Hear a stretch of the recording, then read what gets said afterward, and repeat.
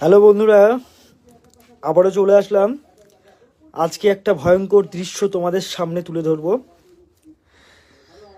31 December রাত্রিবেলা আমাদের পিকনিকের প্রোগ্রাম থাকে গারবেতা রেলওয়ে স্টেশনের পাশেই, নেতাজি যুব সংঘ বেঙ্গির ঠেক। পিকনিক প্রায় কমপ্লিট হয়ে যাওয়ার পর, সবার খাওয়া দাওয়ার পর আমরা ভাবলাম, রাত্রি 12টা তখনও বাজেনি, ভাবলাম একটু আগুন পোহানো যাক। দেন সবাইকে বললাম, চলো কাঠপাট জোগাড় করি। তারপর কাঠপাট জ্বালানোর পর সেই ভয়ঙ্কর দৃশ্য তোমরা দেখতেই পাচ্ছ। দাউ দাউ করে আগুন জ্বলছে এক দানব রূপে। হ্যাঁ, ভয়ঙ্কর দৃশ্য। সবাই বেশ খুশি, অনেকটাই উন্মাদনা। ঠান্ডা লাগছে না কারোর। দেখতে পাচ্ছ সবাই রয়েছে, সৌরভ থেকে লোকাতা থেকে শুরু করে সকলেই রয়েছে। আমি তখন ভিডিওটা করছিলাম।